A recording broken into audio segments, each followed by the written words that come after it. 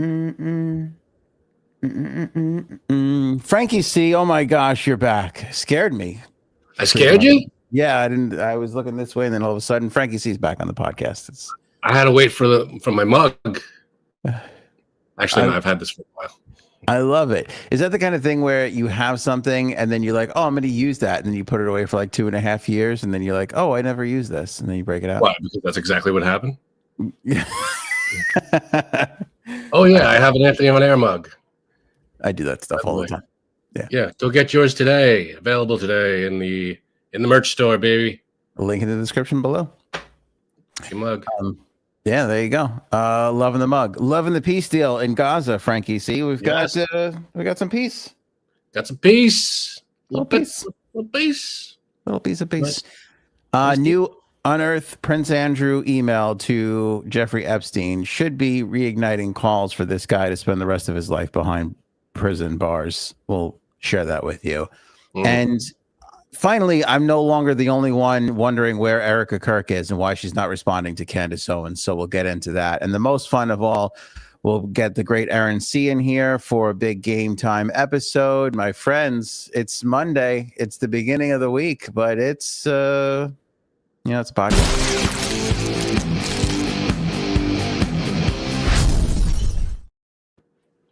It is the beginning of the week. It is. It's. So this is weird, but it is Columbus Day. It's also Indigenous People Day. I don't even know what to say to people anymore because I feel like if I go either way, I'm going to offend somebody. So I found a compromise, Frank. And for the Indigenous Colombians, this is your day. I think that's where what's that when they call it the Venn diagram where you get the overlap? I think the Colombians who have been in one place the longest. So if you were going to say something to me, what would you say? Happy Indigenous Colombians Day is what I'm going for. Okay. Oh, for you, I would just be like, what you want? Happy Star Wars Day. Every day is Star Wars Day. I didn't even realize you were in the shirt. When in doubt, Star Wars. The Star Wars is the link. Yeah. Happy Indigenous Peoples Day. That's what I'm going with. Columbus can suck it. Okay, well, Trump brought Columbus back. I know some Italian people. It's funny. I don't even want to talk about it. But just pick a different Italian. Michelangelo. Frank Sinatra. Yeah. Frank Sinatra. Okay, let's go with Da Vinci. Something interesting. No. Well, the code is what makes him controversial. Okay. Let's go back to your first suggestion. Are we talking painter or Ninja Turtle? Because I think you got a shoe in the latter. Either way. Nobody's going to keep that orange bandana wearing son of a bitch who just brings a smile to everybody's face. We all wear the bandanas on that day. The best ever. I'm in. And you know what was always weird is they had, it wasn't just it was over their eye. Like they had eye holes in the bandanas. Nobody does that anymore. No, that's hard to do. It takes a skilled costume maker to do that. And I know it wasn't them because they had 3 big, thick fingers. So I know they didn't made them for him. Probably had to be his little tiny old rat hands. That's how he got the name. He kept pricking him. Oh, fuck. As he was sewing these things. That was good. Not written. That, by the way, all that. Nothing we do is written, really. That was not written. I don't think I've ever written down a joke. Maybe once in the 5 years we've been doing this. Oh, we can tell. We can tell you don't write stuff because every time we do a blind top 5, you're like, where's the pen? I don't know where. I'm set. I got my Sharpie. Sharpie Brothers. I got a stack of papers. Loose leaf papers here. Whoa. I'm ready to go. Frankie C returned after a week hiatus, and he is ready to write. Let's ready, everybody. Go, baby. Let's do it. Frankie C, Gaza peace deal. It's worthy of applause. It's a huge moment for humanity. It's a great thing when the fighting and the killing stops. Got to give credit where credit's due. Yes. And I've found a couple things interesting throughout this whole entire process. Like when it first came out, I was poking fun at the 20-point part of the plan, just because of its proximity to a bit from The Office about them having a 45-point plan. But I think everybody is basically in the same boat here, where we are all cautiously optimistic. We're all hoping that this gets seen all the way through, but we know that the history of this area, with the amount of independent actors you can have, like just one random weird person can just come in and devastate the momentum with a bombing or, a suicide, whatever, Right. so it's a delicate situation. It is. But as far as it goes right now, positive. Everybody's trying to think positive. Yes. You want the ceasefire to hold.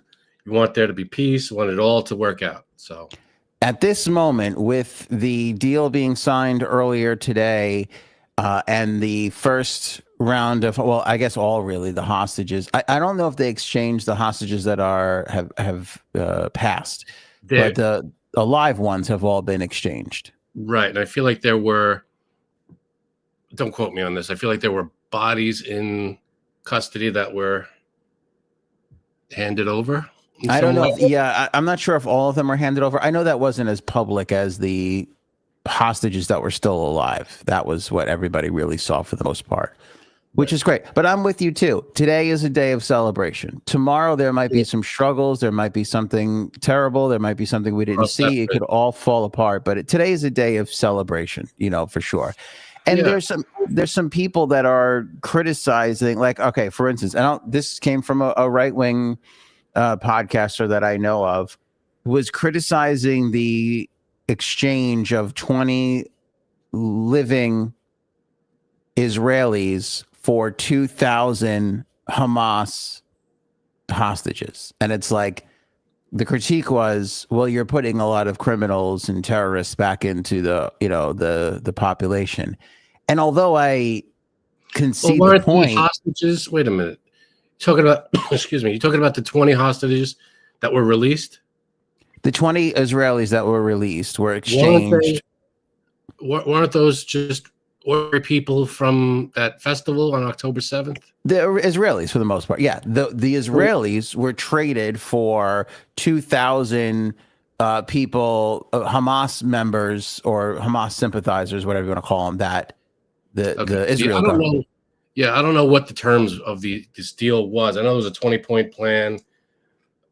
So do we know what the exact terms on each side? Like, you got to do this, you got to do this, we got to do this. It was all hostages for all hostages. That's why it was like alive, dead, everybody goes. But this guy's critique was basically like, you're trading 2,000 people who could be criminals, terrorists, blah, blah, blah, so on and so forth, for 20 hostages. And my thought on that is, this is what it takes.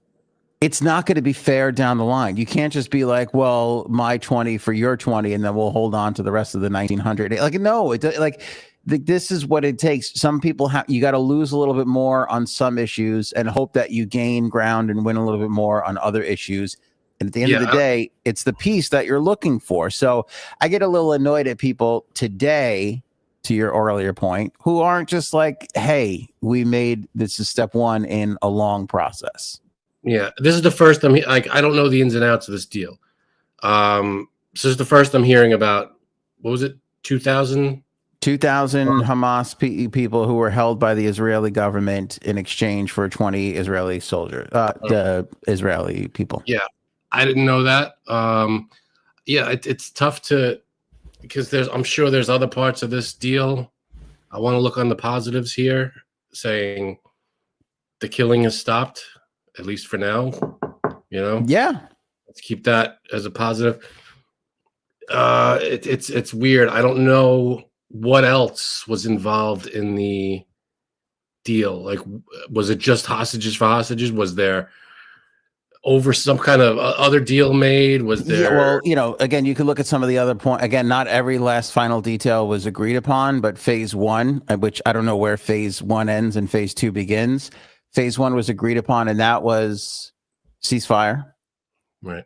Prisoner exchange, and the allowing of what do they call that? Not relief, yeah, I guess relief into the Gaza area, food and aid. Trucks going in, that's good.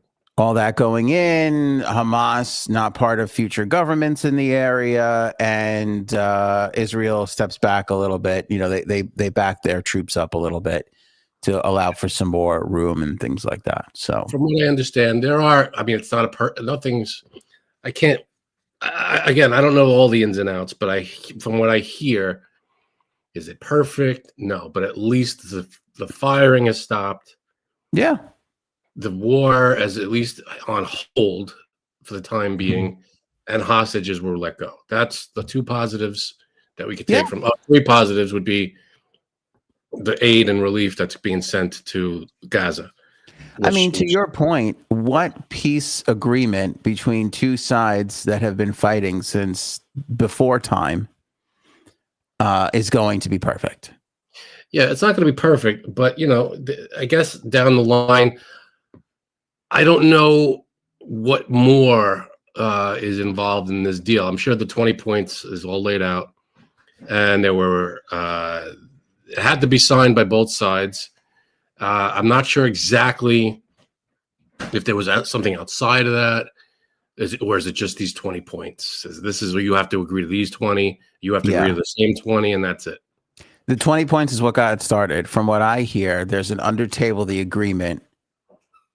table agreement for Hamas and Israel to get a piece of at least the first 40 Raising Cane's that get put into that area. So Post Malone gets his piece, and then Hamas and Israel, they'll split a smaller percentage. No BDQ? Big chicken. No, they don't have Post Malone behind them. Raising Cane's has Post Malone. Yeah, and a bunch of others. The closest one to me closed. It's gone. It's now called Chick and Tender. Are you serious? I swear to God. Chick, CHICK, ampersand, tender. Chicken tender. So They're trying to get in on that Chick-fil-A kind of thing. Probably, yeah, because the Chick-fil-A, yeah, it's the same. PDQ was great. Hopefully it's the same kind of thing. But hopefully that's the next battle in Gaza is Chick-fil-A versus I'll take Raising that Cane's. That's a good battle to have. That's a battle everybody wants to weigh in on. Am I right, big man? That's a more peaceful battle that we can get behind. 100%. So that's the unspoken stuff. What annoys me though is the media. Like again, I comb the internet, and not just the major cable news networks, but I'm looking at all the local affiliates, and they all say the same thing about like caution moving forward, and they're gonna say that about any deal though. We said that too, but they're like this impending doom. Like, but is everything figured out yet? And it's like, well, no, obviously it's not. But it's a step. But it's a step, and listen again. There are people who love the current administration and people who don't like the current administration, but this is not a right versus left issue. This is a great moment for humanity. I'm all in. I'm like, hey, as long as we can get peace, my views on the administration. You're a fair person, though. You're not a lot of people have your outlook on the world. If it's a win, it's a win. I'm all for a win when it works out and people's lives are saved. Why the hell not celebrate that? And listen, at the end of the day, I say this all the time. When it's good or it's bad, no matter who's in the White House, they get the credit. Marco Rubio probably worked on this much more than Trump. Jared Kushner and the other guy, I forget his name, he's in there working it day to day. But listen, you could almost make the argument Trump's the coach. He picked the players to go in there. And I also think, to give him a little credit, the ability to do the Iran thing that happened earlier, that whole to show that he's willing to go the distance and be strong, that sort of strong masculine energy, also a little bit of dash of craziness and wackiness thrown in there too, I don't think hurts in this particular case. So, again, if I'm going to sit here and criticize the current president for not being a great leader or not having touch, not knowing when to acquiesce and just be a little softer, I could also give him credit for the other side of that, when that hardness and that, strong masculinity or whatever comes through. I'm giving him credit right now. And whatever the hell. We've been giving him credit this whole show. Yeah. He's a piece of shit, and he sucks, but this one he got right. Somehow. Okay. That's Frank's feeling. That's the credit I'm going to give. He was able to do this. No one dislikes this administration, not more than I'm sure there are people. Whatever, everybody. I give this administration more shit than most people, but this one you gotta. Hey, credit what credit's due. He worked something out with both sides, and it's something that Trump was able to get across the goal line, and you got to give him credit. He deserves all the credit. Okay, I'm not going to sit here and say no, it wasn't. He didn't do anything. He was on the foot on the ground. That's what it was. He was there. He did the whole. He did the he picked up the ball where it was, and he ran with it. I don't know what to tell you, but I'll give him credit when he does something good. I think I give him a little bit more credit than you do, but fair enough. All right, so he got one right out of the last 10 years. I'll give you. What do you want me to tell you? No, you have your. I'm not trying to change your mind. All right, so but here's the thing I have a little bit of issue with, and I said this the other day, and I stand by it. If this piece stands, at least for a while, he's going to go down as one of the great presidents. I mean, he's going to go down as one of the great foreign policy presidents because,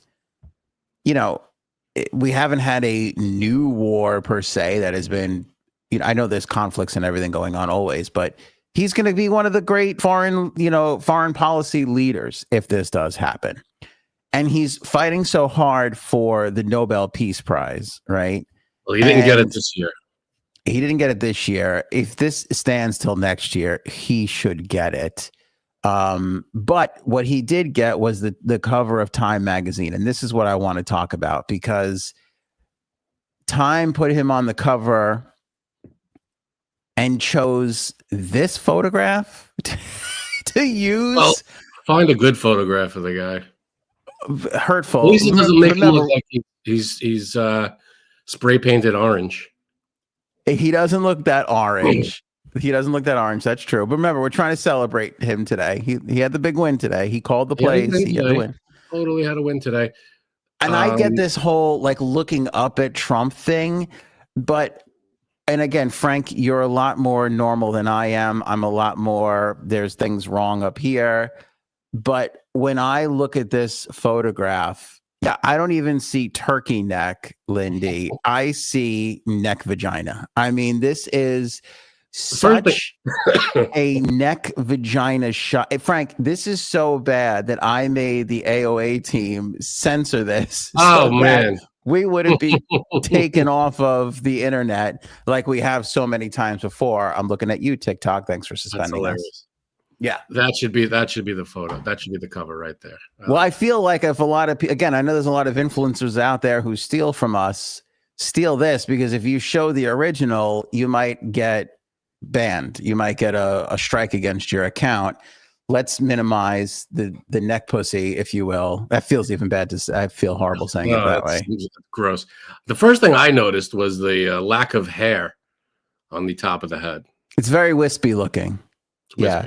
I think this is now I'm obviously being facetious and making fun, but I'm really making a point here that the people at Time magazine should have picked a better, this is what I'm saying. The guy got one right, universally got one right. This is one that we could all agree, and we don't really get that often. But you can't hide the neck. He's got that in every shot. Yeah, but take a head-on shot of him then. There's plenty of other pictures of the president. He's the most photographed person on the planet at the moment. And yes, I'm counting Kim Kardashian. Maybe they didn't see a problem with it. I don't know. I don't know. I don't know if the White House gets to say on this, but if I'm him, I would be like, what the fuck? I would be so Frank, there is still a photograph of me on the internet where I'm turning my head and there's just this weird, not that I'm not a fat guy, but there's this weird over bulge of neck fat that popped up. Oh, I've got worse pictures of you than that. And that's true.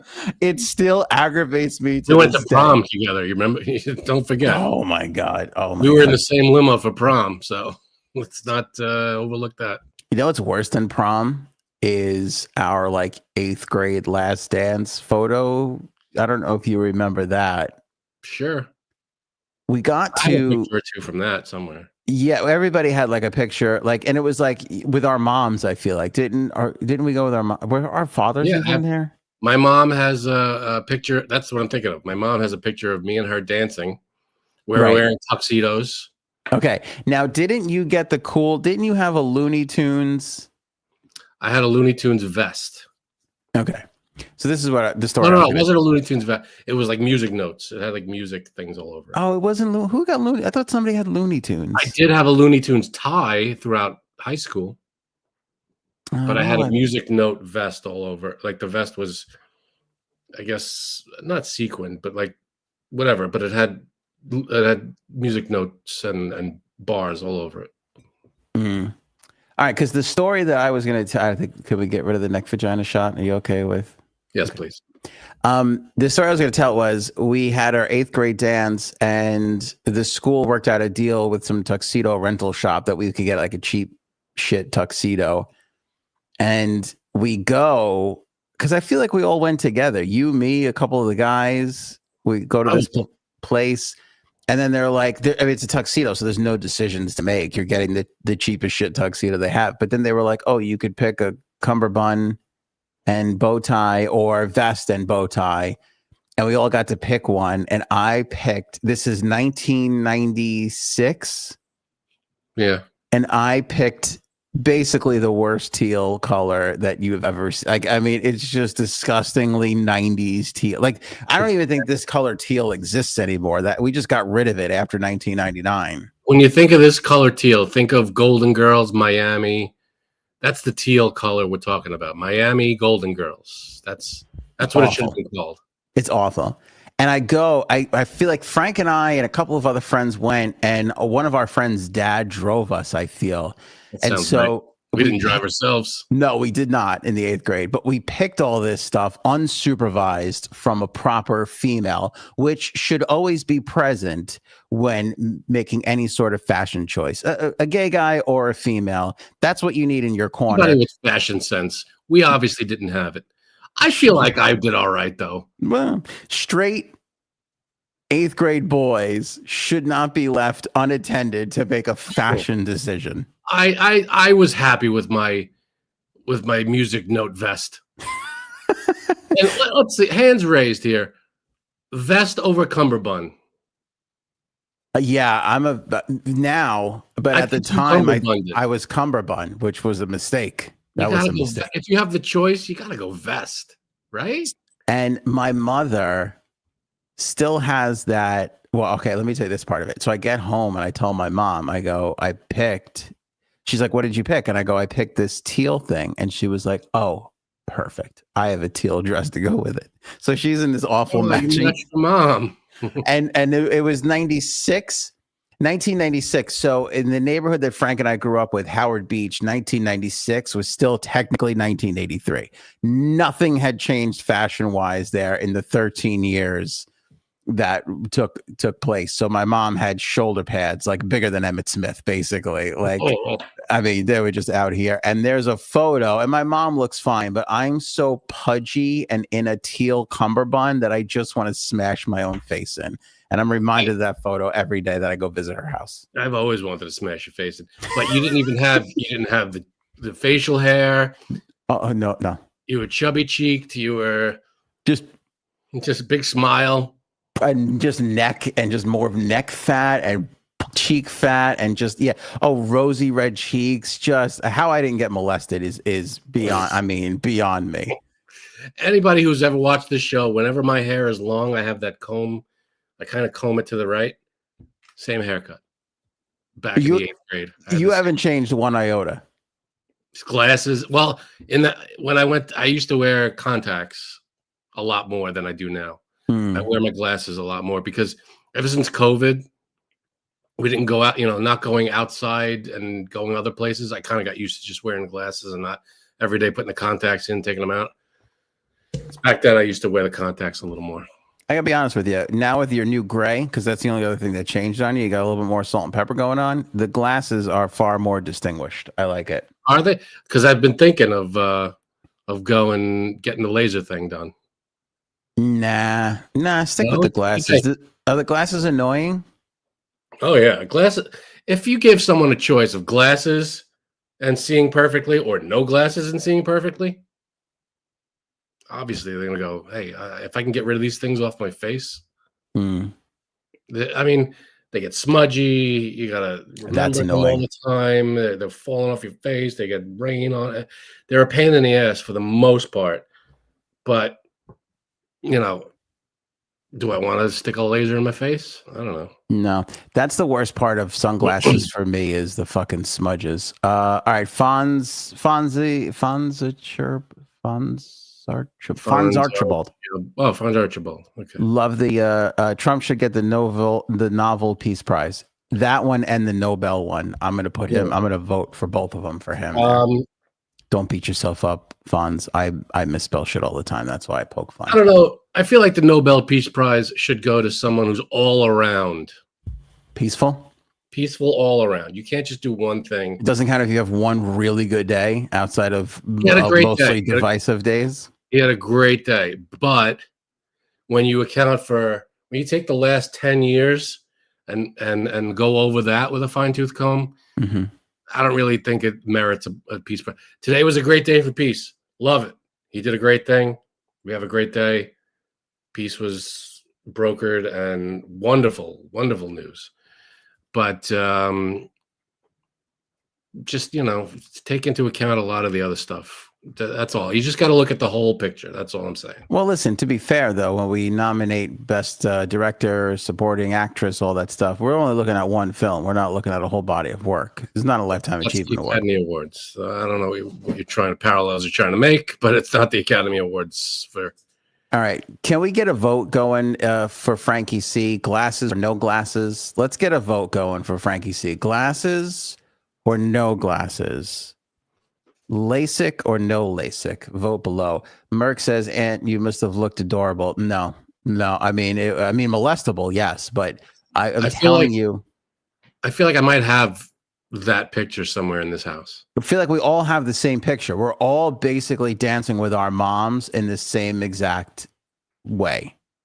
Like the photographer just ran around the room and took the same photo of all of us, and it all wound up in our houses.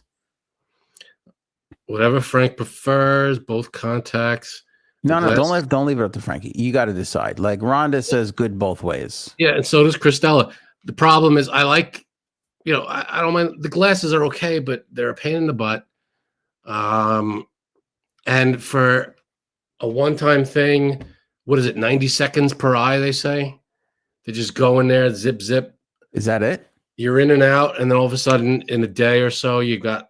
I'm sure a lot of people, I know someone, this was 15, 20 years ago, that got laser surgery, and they were like, they couldn't see for like 3 days, and then it cleared up and they're fine. I think that's like one of the bad side of the spectrum cases. Okay. I don't know about other complications, but if it's, I don't know, it's expensive. There's, I don't mind going through the procedure, laser in my eye, whatever, they numb you. And again, it's like 90 seconds per eye. That doesn't bother me. It's it's expensive. And do I want to get rid of the glasses? The glasses I could, I don't listen. Because I'm not married to the glasses. Can I just make a point really quickly?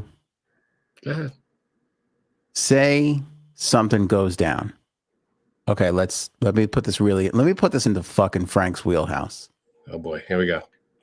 I give you a call, Frankie C, or let's say we're doing the pod like we are right now, and I say, the first real legitimate zombie sighting just took place about 20 miles away from where Frankie C lives. Now, what are you going to do? You're going to take those glasses off and you're going to put them down here and you're going to, right. See, you're not going to have that in a LASIK world. What are you going to do? Still do it. Won't mean as much, but I could still do it. When it comes time to ponder, look at me. I can't ponder the way you can. You're fucking killing the ponder right now. You could ponder by doing one of these. Oh, that's true. I do have. Yeah, you have I still don't think this is as good as the. Yeah. See. Yeah. I could do that, but here's the other problem. I'm out fighting zombies. The glasses fall off and break. Now I'm screwed. Not a bad point. Not a bad point. This is a hazard out in the wild. In a zombie scenario, that's a problem. But in a world where we like to look at people pondering, I'll give you that. They're good for pondering. There's no better ponder than the glass ponder. The glasses ponder. I mean, that's you got to chew on the arm. Is this an arm? A leg? I don't know. Yeah, kind of. Or if I bring an important piece of information into the room and I go to read it, it's going to have a lot more emphasis when you flash the glasses and you go, let me take a look at this here. You know what I'm saying? These people. What about the people that do this? You ever run across this when they take off the glasses? They do. No, those people are assholes. Glasses on, but they look through it like it's a magnifying glass. No, those people should be put on a list. What do we do? Just put the glasses on. Get new glasses. What are we talking about? Anything? We got to put those people on a watch list. Those people and the slow people in the left lane need to be watched. Yeah, I agree. Slow people in the left lane. You know the rules, and you're just not that. And the worst. I run to this maybe twice a year. People with a left signal on, and they go right. Oh yeah. That just tells me you're just oblivious. You didn't even check your blinker. You didn't even glance down at your blinker to go, should I? I would have respected you more if you had no blinker on and went right and didn't tell me about it. But the fact that you had your left blinker on and went right shows me you didn't even consider the blinker. That just pisses me right off. Why did you flash Paul saying LASIK before? It was one of the votes. You said... oh, that was a vote? Okay. I think, it looked like it was a vote. All right. I didn't know if that was like spelled a certain way, or I don't even know how you spell LASIK. Paul wants me to get granny chain for the glasses. I considered that. I actually, you know what's weird is I wore these glasses. You know this. When we played hockey in high school, I wore them. I was a goalie, and I wore them under my helmet when we played hockey. I don't know how you did and how they didn't fuzz up on you. I used to put defogger on them. It's a spray that you could you wipe on them and they don't fog up. Problem was when you get splashed when someone stops short in front of you and the snow comes up. Snows, yeah. You get snow in the face. That sucks. Yeah, but you did all right though. You hung in there. Did all right. It got us to the championship. That's true. You're gonna look like an asshole smoking a pipe without glasses on. Should I get a pipe? You should probably get a pipe. All right, LASIK, or should he get a pipe and work on that ponder? I mean, I feel like we're building towards a wise old man here versus a young buck with, laser eyes. Now, do you get to shoot lasers out of your eyes after the LASIK? How does that work? If that were the case, that's not even a question of get the surgery or not. If I could shoot lasers out of my eyes and it didn't even do anything, immediately, if the lasers came out of my eyes and did nothing to anybody, I would still get the surgery. Yeah, just a matter of the lights coming out. I agree. That's an immediate yes. You can't turn down that party trick. That's a good party trick. If my eyes were those Nike, remember those shoes that came with the little light that you press the button and it lights up it was like a keychain. Yeah. My eyes just lit up red.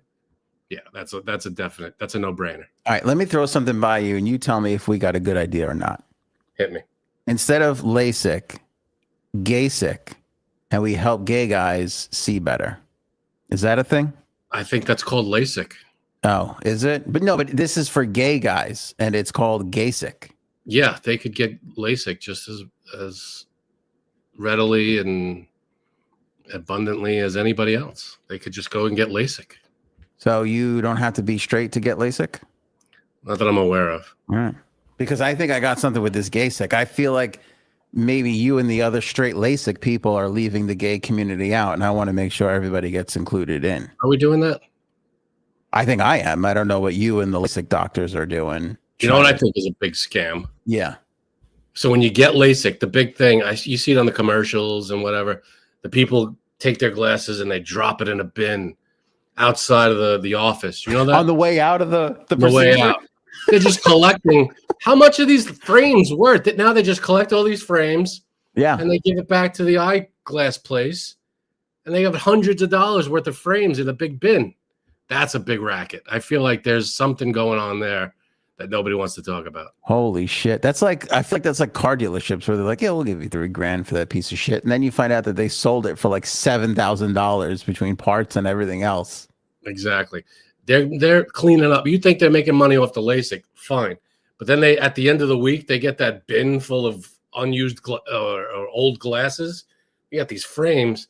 You know how much frames go for these days? Hundreds of dollars that they can get for these things. The lenses too. They clean. You know, I'm not. If I get the LASIK, I am not dropping my frames in the fucking thing. Take that shit with you. I agree. I will. I don't know if glasses places buy them back from you, but I would rather give it back to a glasses place and be like, hey, what can you give me? $100, $200 for these things? These are maybe not that because they're used, but still.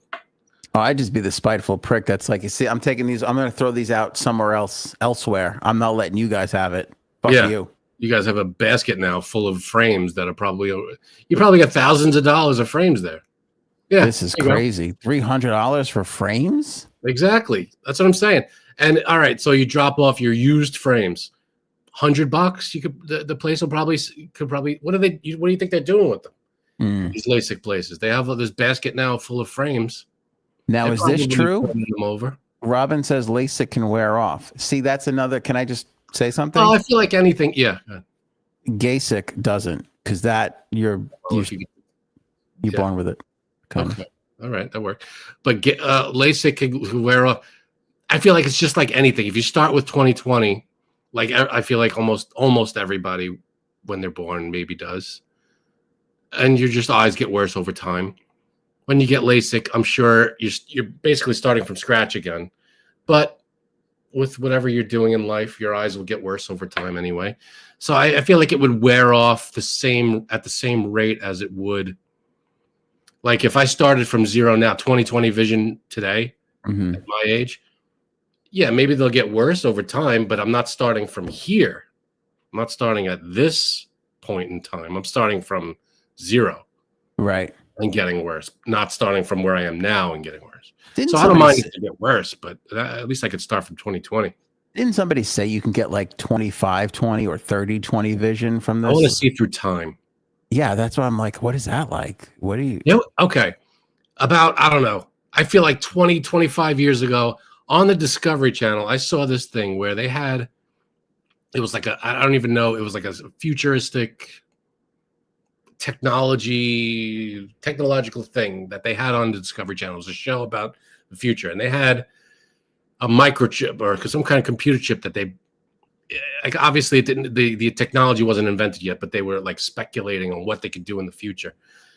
And one of the things was put a computer chip in someone's eye that could help them zoom in and zoom out. That's amazing. Now, I saw recently that they're developing. There's a I don't know if it's a contact lens or if it's something they put in your eye or something that, and correct me if I'm wrong, this is one of those things you see, you don't know if it's real or not, but you see it as you're scrolling through social media, that there's something that they could do that would be automatic night vision.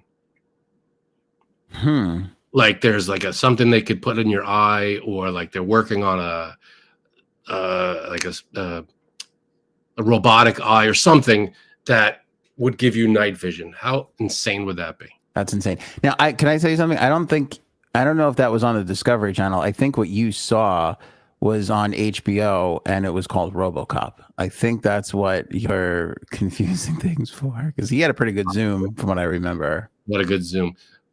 But, you don't have to get completely mauled at the beginning.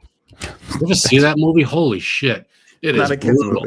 Not a kid's movie. That is a fucked up beginning of that movie. Yeah, it's really bad. Really bad. All of those movies. I mean, there's if you want to like scar someone, show them one. I feel like one or three.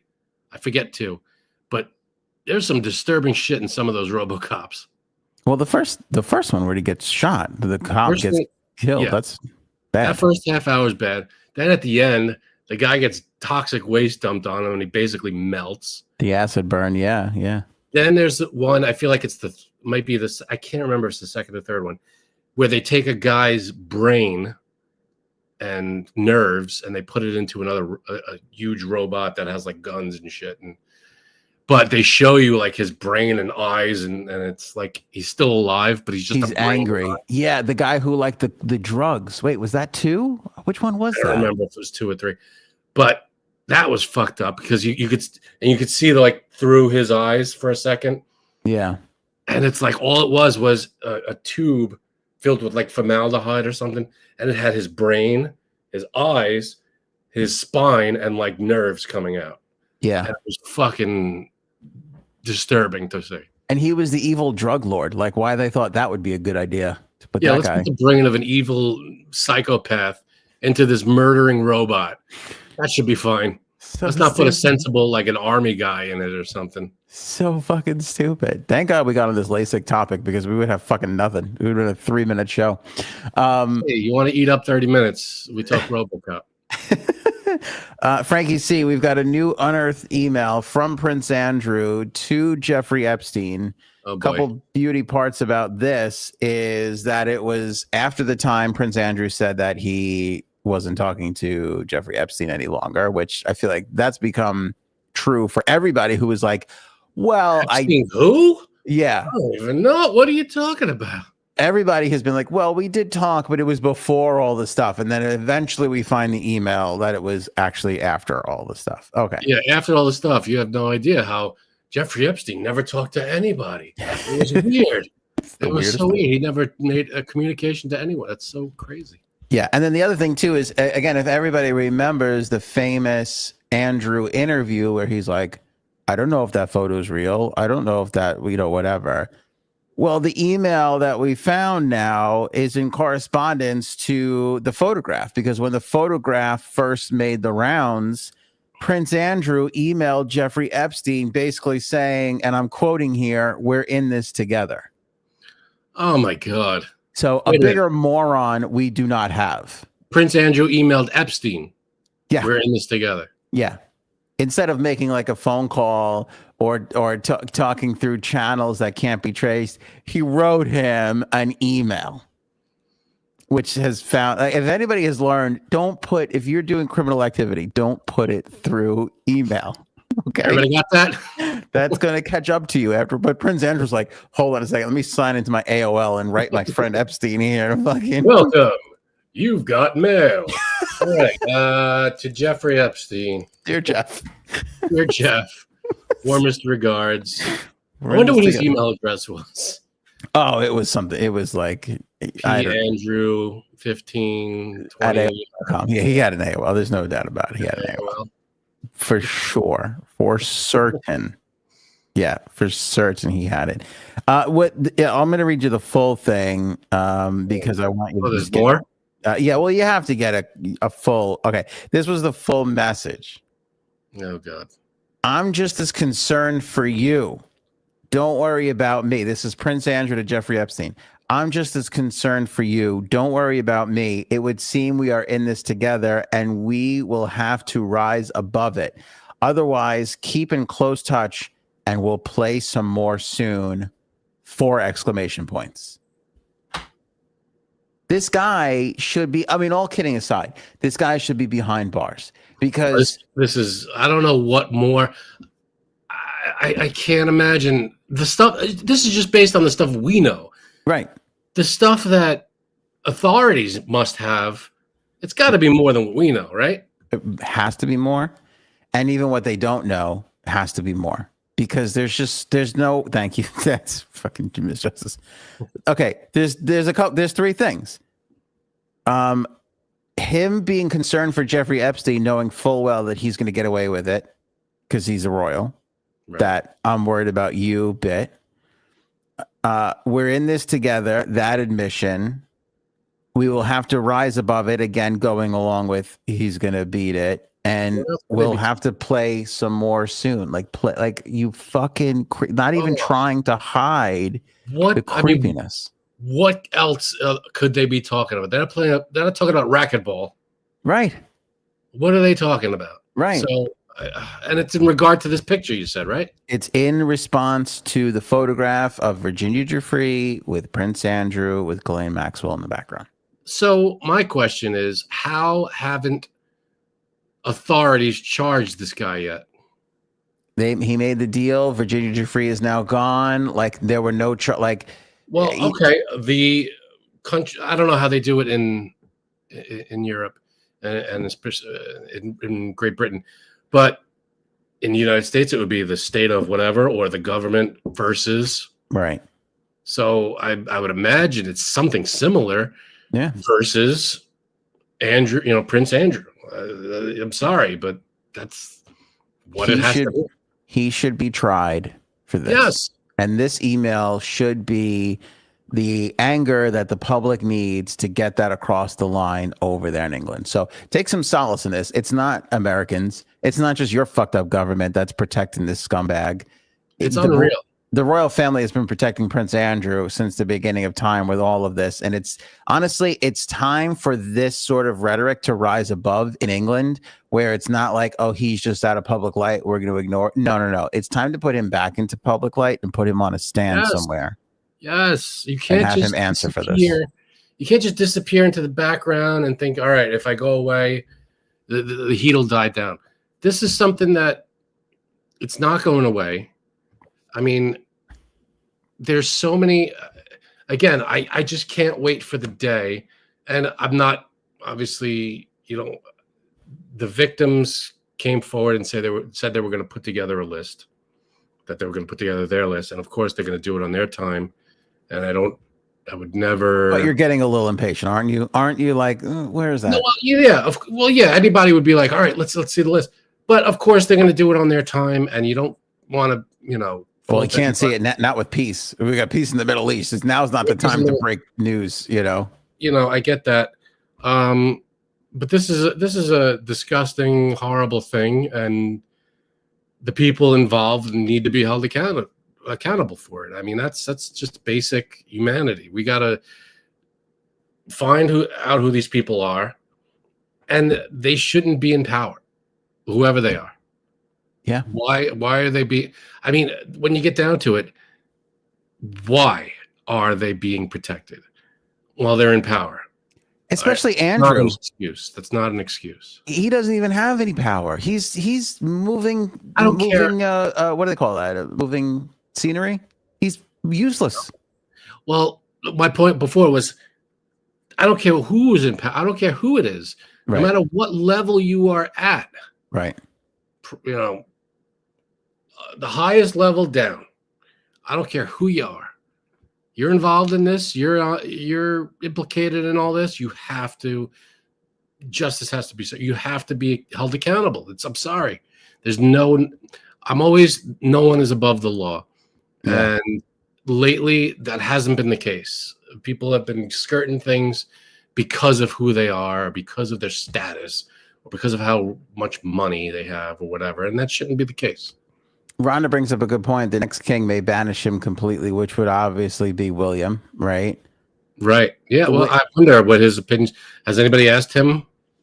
I don't know, but you think that's what they're thinking of? You think they're waiting for Charles to die and then they're gonna that makes, not that it makes sense to me, but again, if we're struggling to find an opening to get to these sons of bitches, that might be the opening that you need to be like, all right, brother's gone, nephew's in, he's got new responsibilities, different generation, he's got to give up his uncle to, for the greater good. Maybe. However, nothing that's going on now in terms of like, all right, the king is who he is.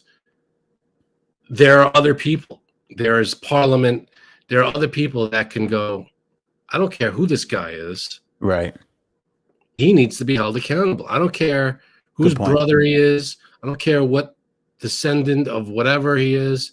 Yeah. You do something this shitty, you're going down for it. That's it. Well said. Good point. Moving off of this topic, I don't know what's going on. Can you guys confirm in the live chat? Does everybody's name look different? Like, because I noticed a couple of, like, Christella never had that name. Paul's name is now different. I don't know. Rhonda's name looks different. I don't know if they changed something.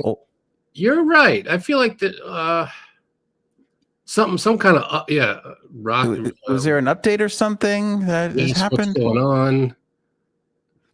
So there may have been an update. TV Freelancers looks the same. Some look the same, but some look a little different. 138 India says, "Yeah, I'm Lindarella." Yeah, like thank you. And like I don't think Robin. I think Robin's is different. I feel like there are some that are different. I think you're right. Paul's definitely looks different. Paul's 2.0 says -V7T. I don't know what that is. You're right. There had to have been some kind of update or something. Oh, Robin said he had to change his a month ago. Robin's looks the same, but yeah, maybe he had to change it. I didn't change it. It was that way. Yeah, but I thought.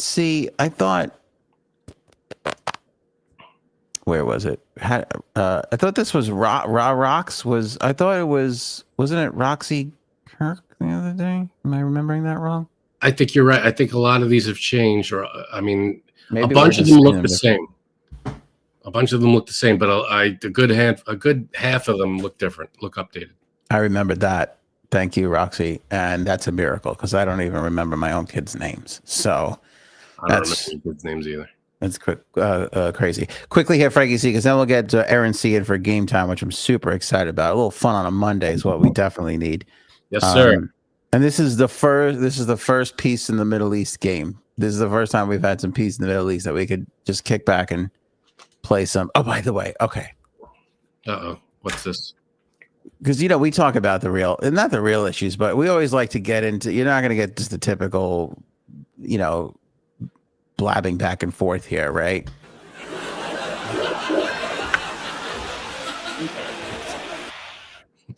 Doesn't fade out like I like. No, sorry about that. This is back to Seinfeld with the conversation of fugitive sex and breakup, like all that. You remember he said he's got fugitive sex? So George had hostage release sex. I don't know if you got a better one than that one. Like I saw a boyfriend and girlfriend reunite, and A, it was touching, and B, I couldn't help but think, whereas I think all normal people would be thinking, and maybe it's just me, you tell me, but I'd be like, oh, that must be some fucking, 2.5 years of being a hostage? Could you imagine? Yeah. That's gonna be 2.5 seconds. That's yeah. I missed you. I forgot what you looked like. Let's go. Yeah, and you're a little malnourished. And one article I saw that was like, you won't believe what these hostages. And it's like, no, it's horrible. Yeah, of course they're thinner. Fucking assholes. I feel like you might believe what they went through, but you won't understand. Believe. Yeah. But anyway, let me ask: is hostage release an immediate oral situation, or do you just go right to the big act? I guess it's dealer's choice. I don't know. Yeah, I guess so. But that's got to be some good sex. I mean, could you imagine? You're thinking you're gonna die every day. It's horrible, and then the next thing you know, you're reunited. And again, it's wonderful. The media's there. You're taking pictures. Your family. But part of me has got to be thinking, especially for the male prisoners, like, all right, thanks everybody for coming. All right, no more questions. Gotta go. It's been great. Yeah, I'm excited to be back. You got to give me 15 minutes. Like, just give me There's this fucking. I love. No, I get it. All right. Yeah.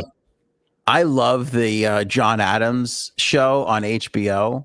And there's this great scene where like John Adams and what's her name?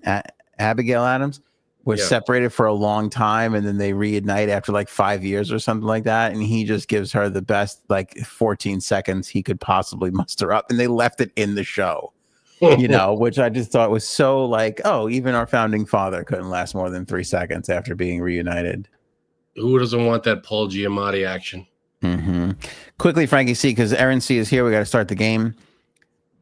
I have been on a little bit of a diatribe. I don't want to say crusade, but I feel like what Candace Owens is doing is disgusting and awful. And above all than anything else, disrespectful to Erika Kirk. And we've heard little things coming out of Turning Point USA about how, she released that group text and then it turned out to be true. And then they confirmed it. All this stuff I'm on the record on. It doesn't change anything to me. I don't know if you saw this, you were out last week, but she's now like Kanye was right. I mean, it's the most fucking absurd. And when you go into the comments on the video clips that we're putting out, and people are like, Kanye was right. I mean, you would just think that we were the biggest assholes ever. I would never. I don't want to disparage everybody grieves in their own way, but one thing I won't understand is how she actually took a microphone. She mic'd up when she went up to the casket. Oh, Erika, that whole thing was really strange. You're talking about Candace Owens? I'm talking about Candace Owens, yeah, because Candace Owens has been going on and on about how the guy who they arrested isn't the killer. This was a military type operation. And again, she keeps hinting that because Charlie Kirk was changing his opinion on how Benjamin Netanyahu was handling things. Like originally, Charlie Kirk was trying to help Benjamin Netanyahu get his messaging out for the Jewish people, the Israelites, all that. Like, he was trying to help him, and then he was getting frustrated by what Benjamin Netanyahu was doing, which a lot of people were, that he was taking things too far and cutting off the aid to the Gaza area, all that stuff open for fair play. Yeah.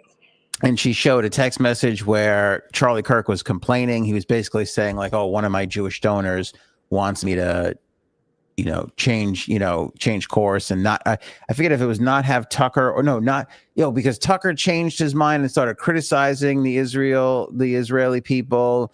So he was going to lose a donor, and then he didn't want to give up on his fellow conservative, even though he didn't 100% agree with Tucker. And then he was going to replace him with Candace, and Candace started going that way, all this stuff. But the point is that Candace really just starts pushing this narrative of like, oh, he upset the Jewish people. Now the Jewish people were up against him. And then all of a sudden he died. He's assassinated. And then she made an allusion to one of the guys who was in the group chat, who I think is Jewish, the Hammer kid. I don't know if is or not. It doesn't even make a difference.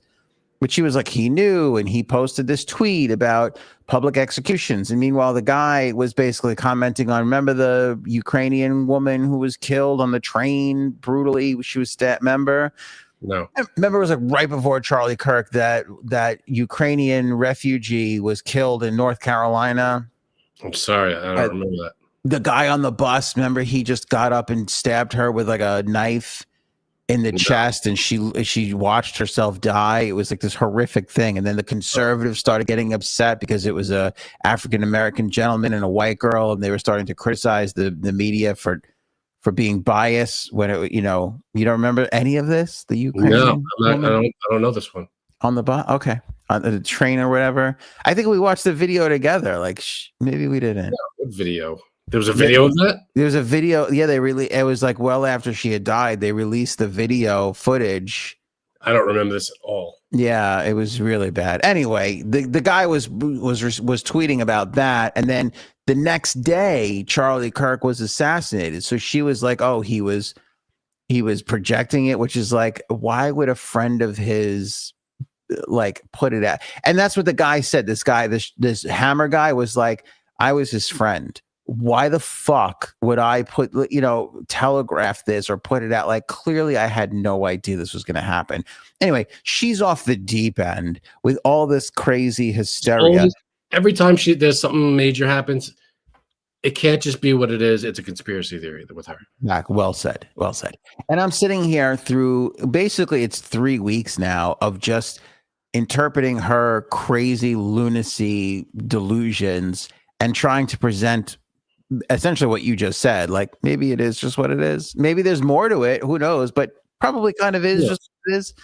And people are just following her blindly. And I keep saying at the end of every episode in critique, where is Erika Kirk through all this? Because if this was us and you were clipped and I started saying all sorts of crazy shit, I would imagine I'd get a phone call from Erin at some point to be like, hey, why don't you stop dragging your supposed friend through the mud to get views, Right.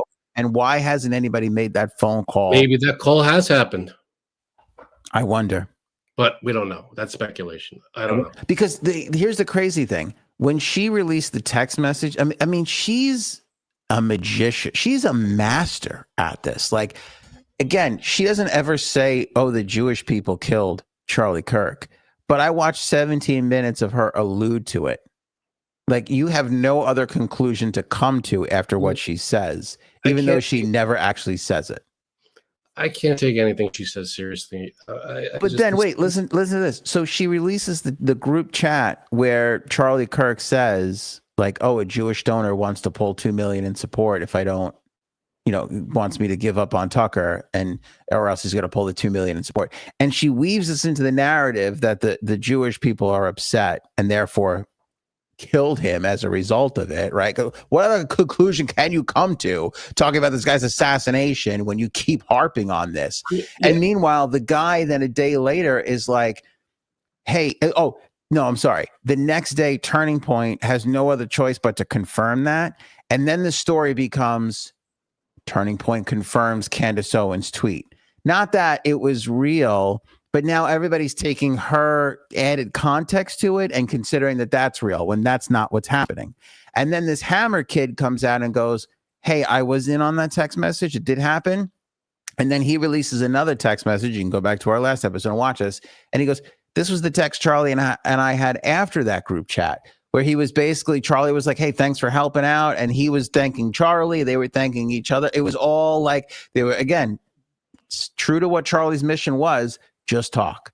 We all disagree, but we're going to continue to talk. We're going to keep putting our points out there. And it was like warm and congenial and everything. Yeah.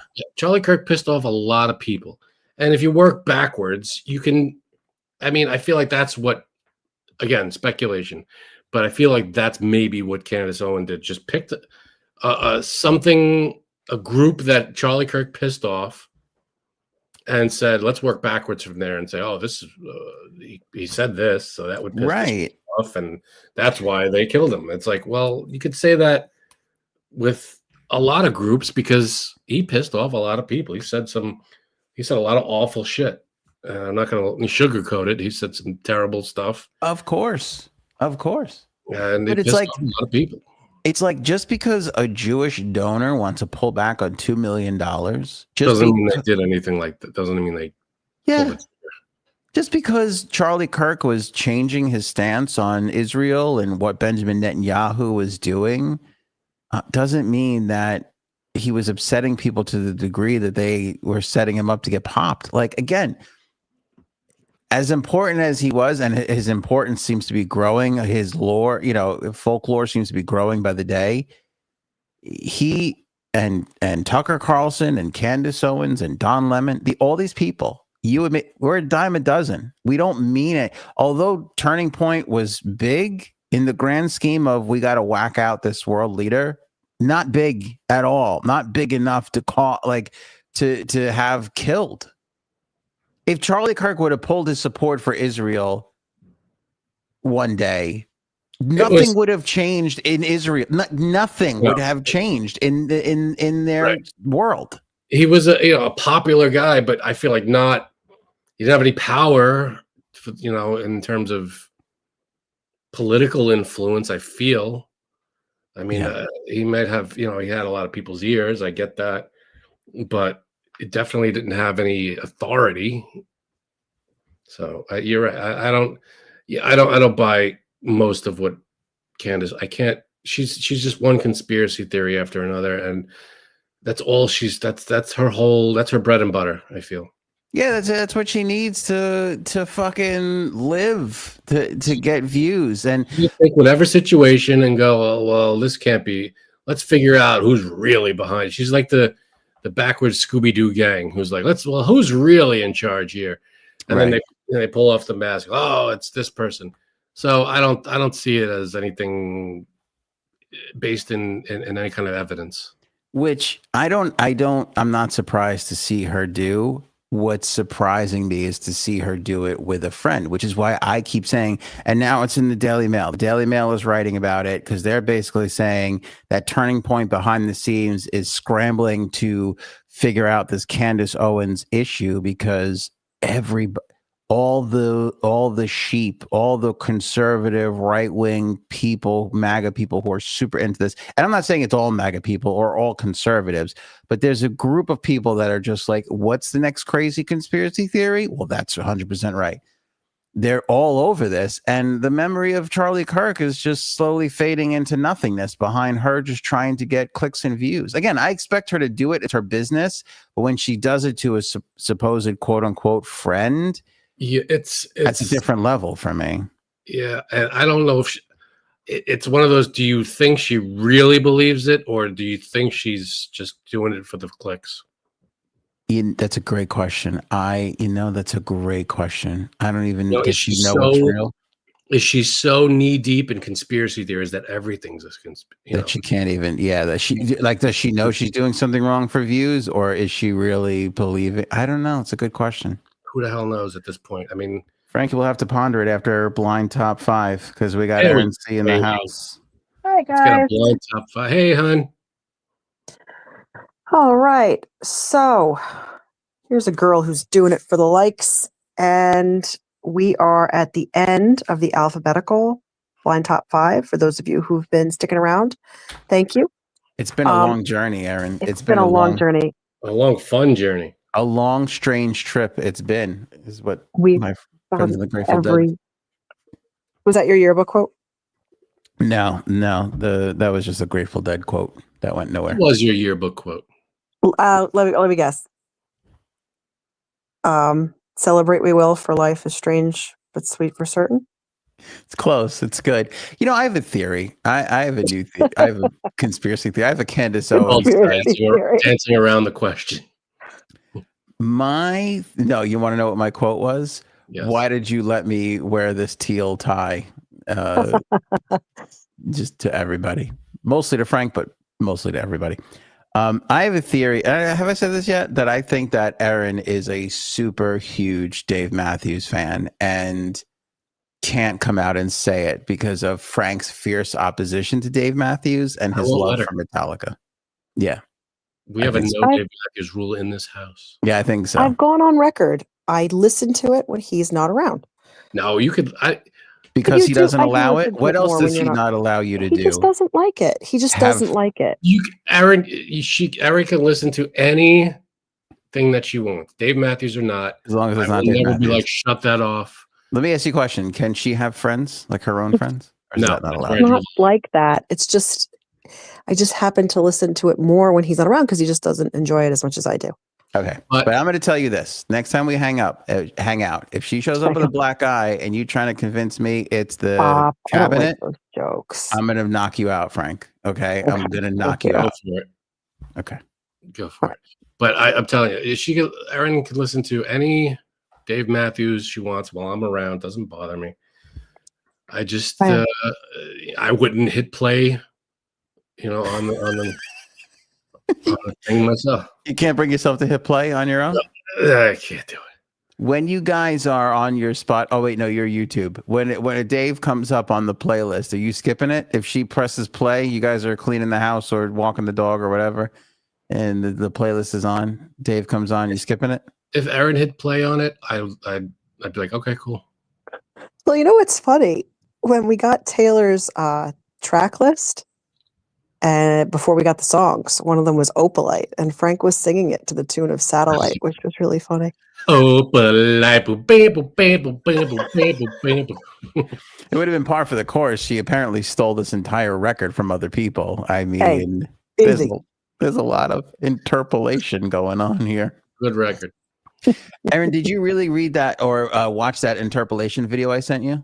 I had to find it on YouTube, but I found it on YouTube and watched it. Find it? Okay.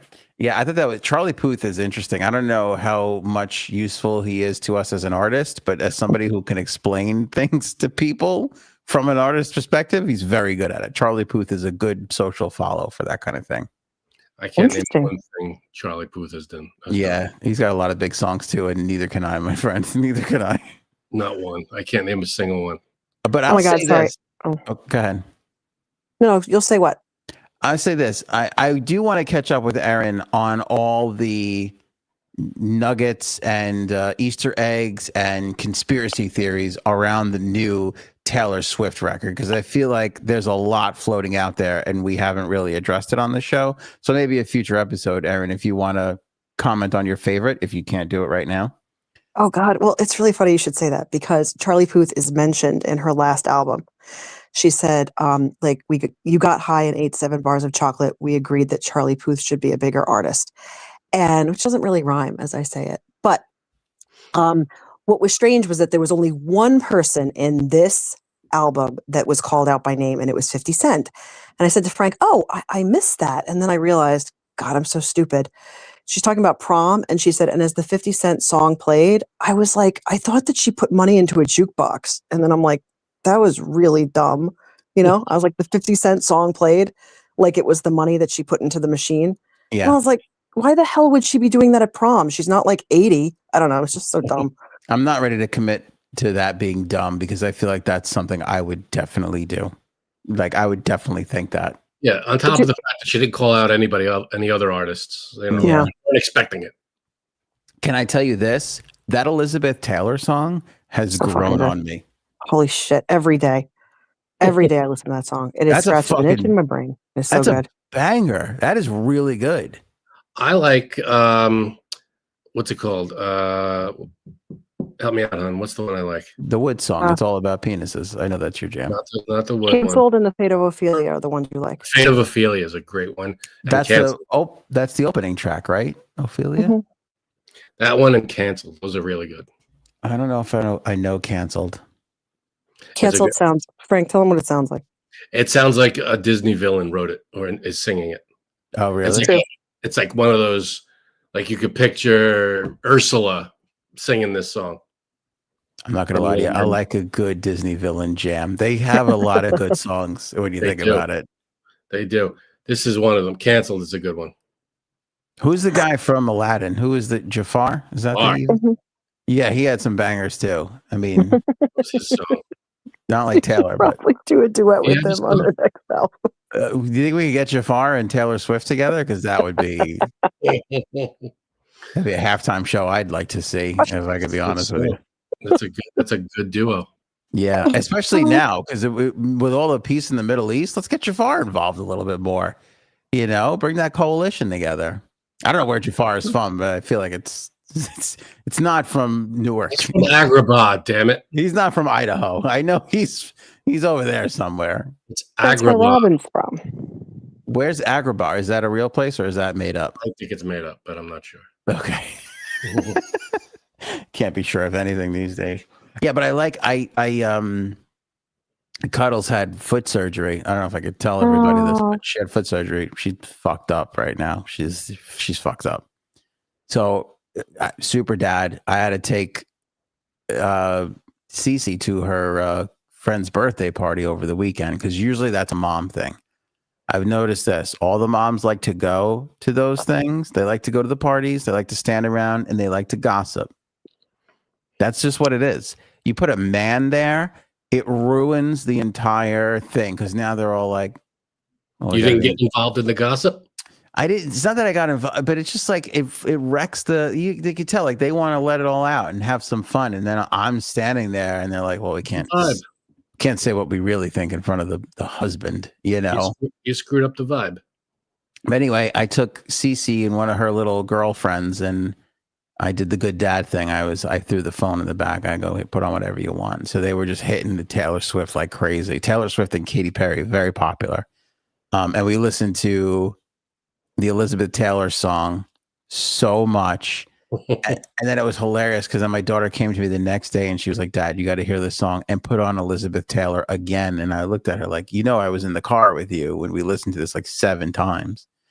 And she's like, this is really good. And I go, you should tell grandma there's a song called Elizabeth Taylor. She'd probably like it. And she was like, why? Does she like Taylor Swift? And I go, no, Elizabeth Taylor was a famous actress. And she goes, oh, she was? And I was like, of course they're not going to know that unless you tell them. know, but I don't know why I assumed that she would have picked up on it or knew it by that time. But no, she didn't hear the name. They don't know the history of that.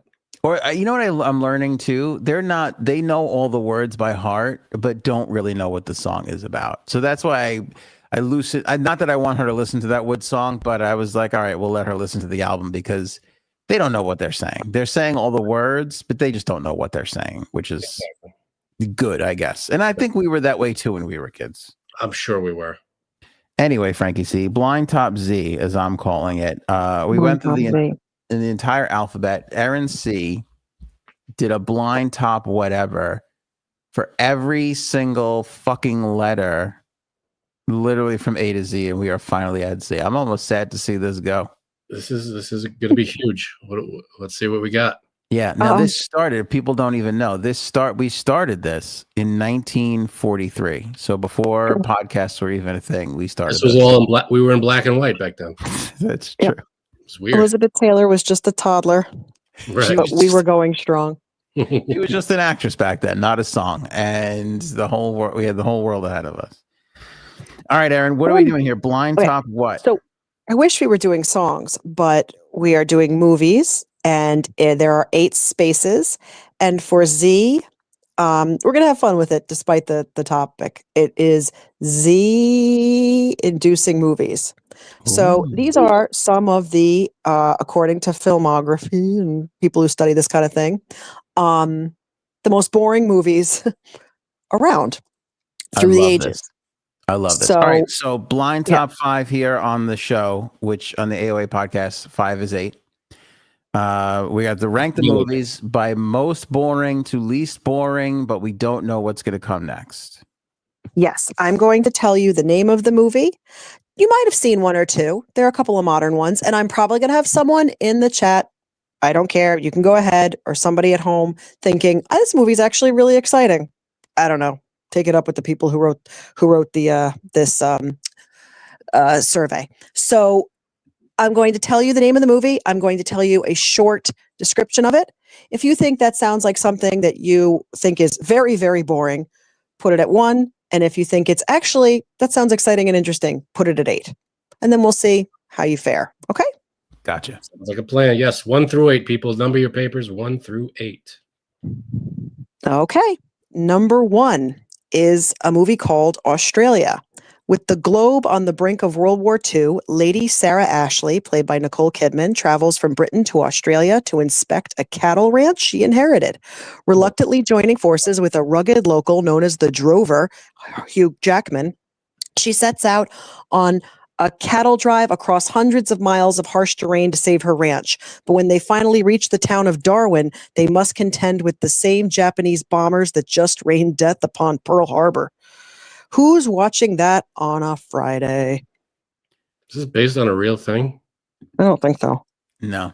I do remember this movie. I don't think I ever saw it. I remember it being a big deal because Nicole Kidman and Hugh Jackman are both Australian. Right. And I remember it coming out. I don't remember. I never saw it. Can I clarify something? Because there's a good question in here. I said this a certain way, but I don't know if this is the way Aaron intended it. Is 1 the most boring? Yes. Okay. All right. So 1 is the most boring. 8 would be the least boring, probably the one you want to see the most. Yes. Australia. Now, I'm probably going to... That one seems like one I would play a little safe. I'm going to go 3 or 4 here. I'm going to go with 3 on that one. I'm with you. Well played. Because we didn't see it, right? You didn't see it. We can only imagine. But I feel like, I don't know why, I remember this movie being talked about as being horrifically boring. Uncle B saw it, gave it a 3. So we're dead on. Yeah, we're pretty dead on. Thanks, Uncle B. Or D. And I do know for a fact that Nicole Kidman, this is one that she will never say she didn't like how she didn't like her performance in it. She could tell while she was making it, so she never saw it. Was it worse than her performance in Days of Thunder? Because the way she says "get out of the cock hole" takes me out of the movie to this day. Was it worse than her performance at the beginning of every movie now that she's in welcome to the movies, they're exciting or whatever the fuck? Oh yeah. Yeah, what I every time I see that I go, let's go back to the dancing popcorn. You know what I'm saying? Lobby. I'll take that. Yeah, that was so much better. Yeah, how much was Dancing Popcorn asking for that they had to get Nicole Kidman in to replace him? Good point. You know what? I think it was all those AI rights negotiations that ruined the Dancing Popcorn. Yeah, I heard Dancing Popcorn died, but they didn't want to do the AI thing. Oh my God. And Shake refused to work with the replacement. Right. You want to hear something crazy? We can't spend a lot of time on this. One of these music producers created this AI artist. Have you heard about this? I heard there was an actress that they created. Oh, I don't know about that, but I know this music guy created this AI artist, Sadie Winter, I think her name is. And the one I'm thinking of is something like that. It's like Tilly something. so he had AI write and create an entire song. They put it out. It's taken off. Then people created AI versions on Sora of a music video and they put it out, and that's getting a ton of spins. And they're like, oh, this song is really good. And then I'm listening to a part, it was like the 60 minutes clip I saw. I'm listening to it. I'm like, oh, fuck, that is a good. That sounds like a good hook. And then, but you know what was so fascinating? The guy said, he goes, because the reporter asked him, he's a famous music producer. I can't remember his name, but the reporter asked him, he goes, you getting paid on this? He goes, no. He goes, you can't own the rights to music created by AI. He's like, nobody knows who owns that. He's like, do I own it? Does the AI company own it? He's like, I don't know. He's like, so it's out there getting spins. He's like, and I don't know where the money is going. What the fuck is he doing? I don't know. Isn't that crazy though? We don't even know who gets paid. If you create an AI song, you can't even get paid for it. That's weird.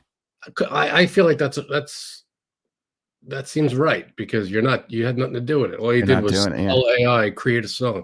There's no creativity on your end anyway. But isn't the prompt, like you coming up with the prompt to create that song and that person and persona something? I feel like that should be something. We should ponder this on a future episode, Frankie. See, we got a blind top 5 to finish here. Let's go with it. Here we go. Right. Sorry, Aaron. Okay, number 2, no problem. Number 2 is a recent one. Boyhood. The joys and pitfalls of growing up are seen through the eyes of a child named Mason, played by Eldar Coltrane, his parents, Patricia Arquette and Ethan Hawke, and his sister, Lorelai Linklater. Vignettes filmed with the same cast over the course of 12 years capture family meals, road trips, birthday parties, graduations, and other important milestones. I remember talking about this movie when it was announced, and I was like, Richard Linklater is going to take 12 years to film a movie just to wait for the kid to grow up. I'm like, that's silly, but kind of brilliant. And then same thing, I heard that the movie was like, eh. Yeah, because I don't know what the conflicts are. What is there a story, or is it just you're just seeing different shots? Yeah, that's a good point. But I think everybody went to the movie expecting something amazing because it took like 12 years to make, and then left the theater going, oh, that's why we use makeup and CGI, because that was fucking a huge waste of time for everybody.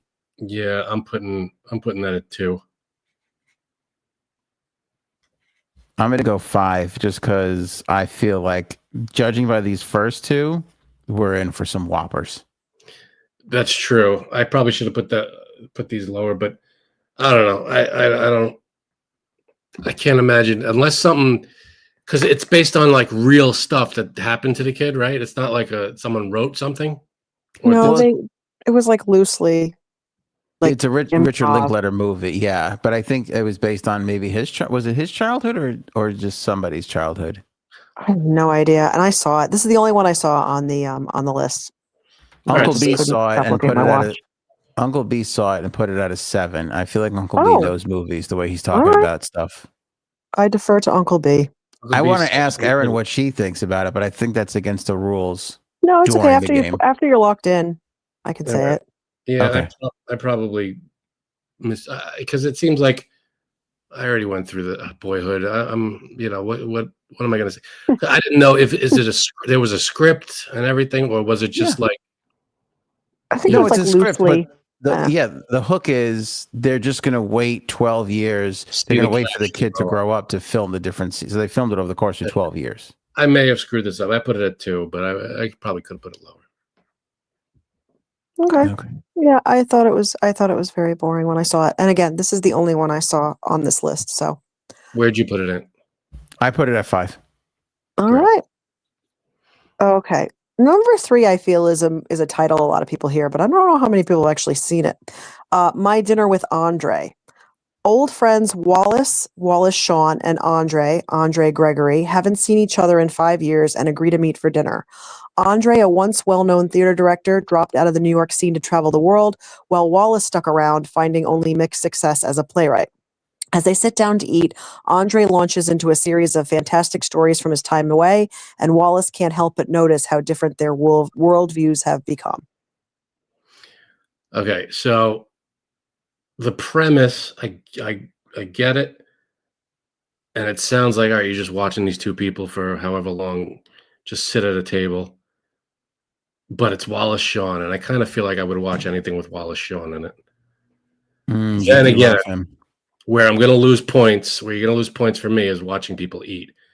So I don't know if I could sit there and actually watch people talk through a whole meal. So that's going to lose a couple points. I'm going to put that at 5. But I love Wallace Shawn. I feel like that's why you got the position he got just now. Right. Yeah. Inconceivable. There's no pepper and salt on the table. That's inconceivable. Oh my goodness.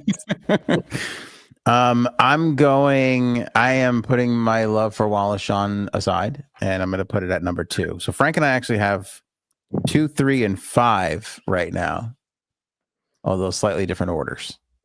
I don't know, man. I feel like Wallace Shawn brings any movie up a couple notches for me. Yeah, this sounds horrible. Like, I don't really care about any of this. I think this was an 80s movie, which is like even worse to me. You don't like any 80s movies? There were some really classic 80s movies. There were some that were really, really bad. And people like that's any decade. Yeah, I'm hard on the 80s. By the way, we have to talk about this one movie when we're at the end of this list, because I have to get you and Aaron's opinion on it. Okay, Aaron, ready for the next one? Number 4 is The Postman. Kind of notorious. Years after a major global conflict has left the United States in a dystopian disarray, a nomadic traveler who becomes known as the Postman, Kevin Costner, wanders through towns in the Northwest delivering old mail. Thanks to the postman's presence, people begin to believe that the U.S. government has been restored.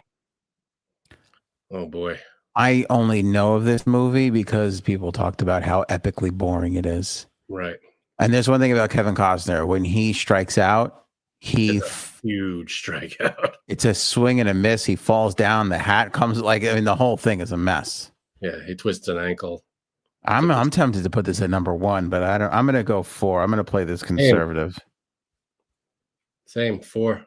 That's a bad one, though. I mean, I remember that being like epically bad. Yeah, I don't remember. A bird saw it. A bird saw it? What'd you think, Bird? Mm-hmm. Bird put it at 3, I think. Rhonda's found her number 1. The Postman. Just the title alone, I'm like, yeah. I'm no disrespect against postal workers, but just to watch you just deliver mail. Yeah, it's hard to make that good. To be fair, what's the one with Tom Hanks and Wilson? There's a romanticism behind being a postman in that movie. One might argue that that whole movie was not about delivering packages and about a guy deserted on an island.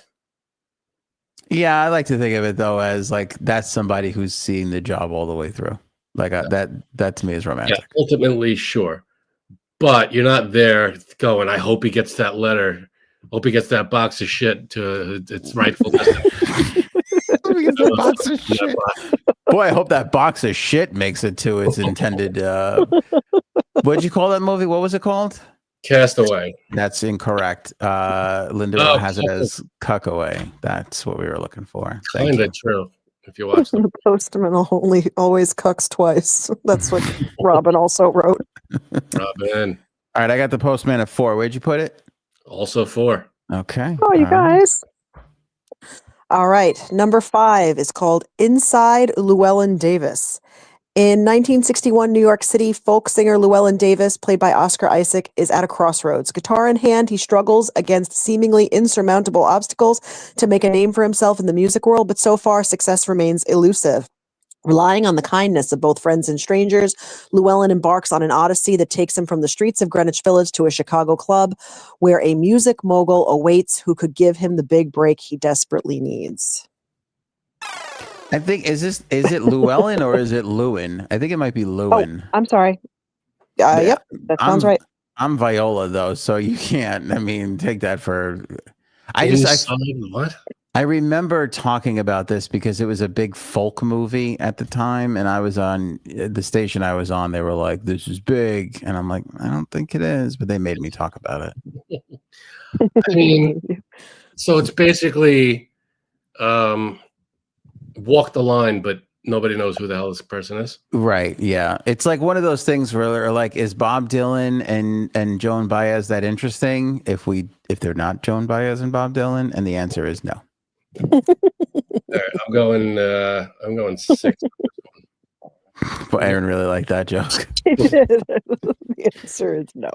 Because I think again, I'm not. I think this person might be real or based on a real person, but I feel like the vibe was you're sitting there going like, this is like sort of Dylan's story, but not really, and whatever.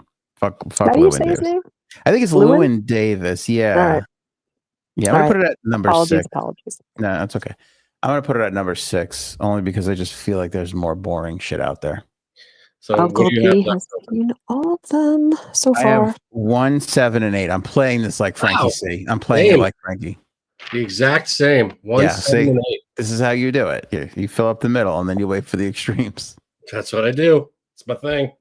Uncle B, I want to stay friends after this. I'm telling you, this is not the list that I created. This is I drew from another source. So he's Uncle saying B, that this is really interesting. So yeah, Uncle B is about to become our movie critic. I don't know if he knows this. I have a feeling. Yeah.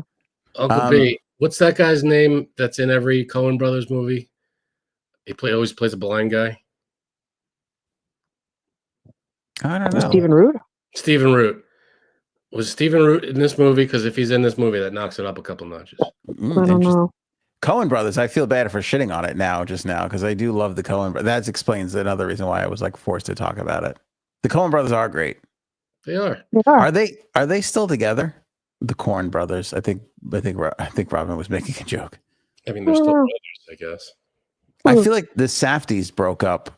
I want to say the Coens did too. They went their separate ways and started making movies by themselves. I don't know. Sad. Anyway. That I don't know. All right, Aaron. See, we got 3 left. All right, number 6. It's not a great night for Nicole Kidman because this one is Far and Away.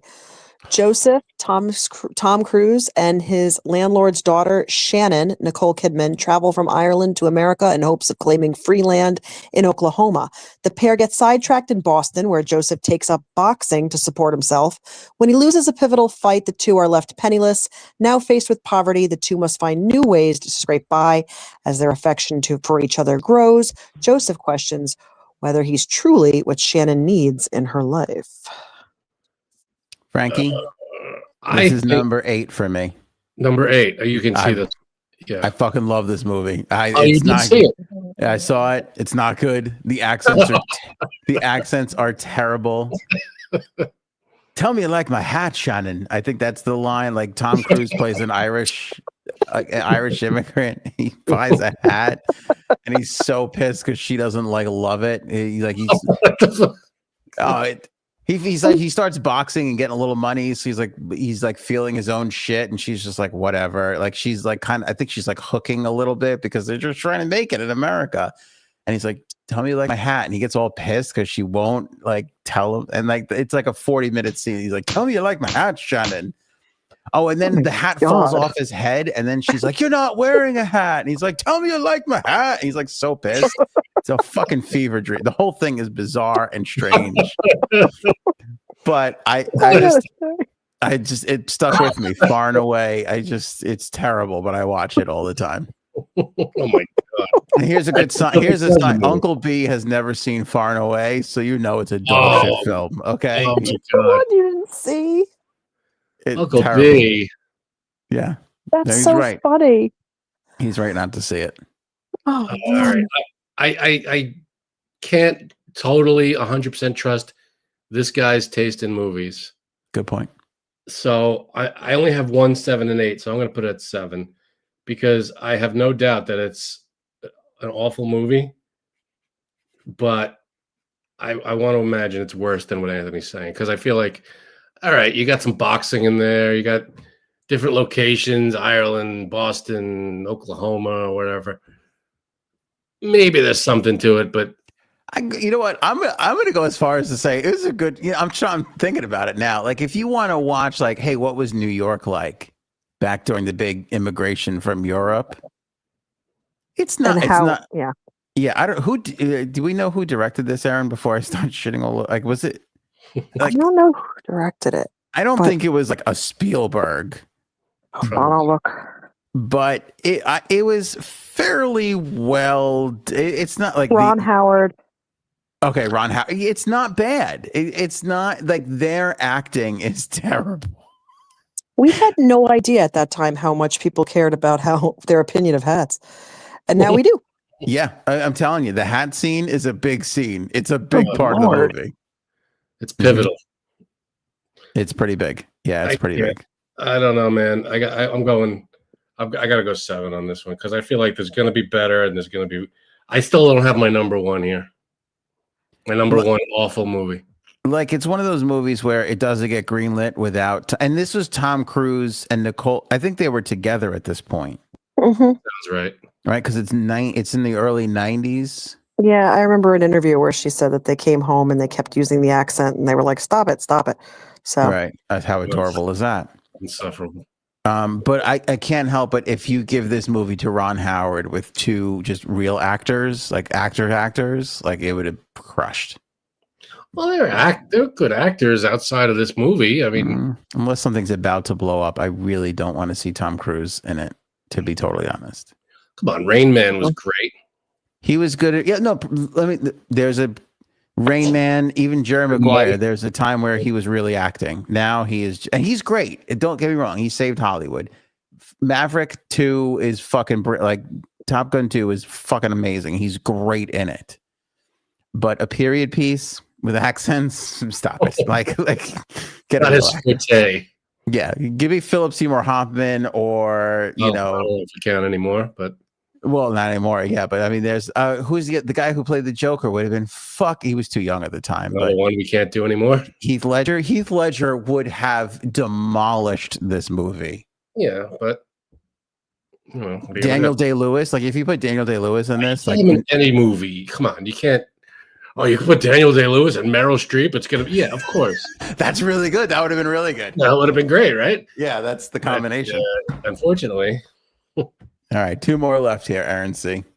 Okay. Robin and Ms. Justice have the bookends, 1 and 8. Let's see how they feel. Same here. You too? 1 and 8. Yep. Everybody is playing this Frankie C style. I got 1 and 7. All right. Well, the penultimate is if I had any money in my pocket, I'd bet that this is the one that most people have seen. It is The English Patient. I didn't see it, so I don't know. But the sweeping expanses of the Sahara are the setting for a passionate love affair in this adaptation of a novel.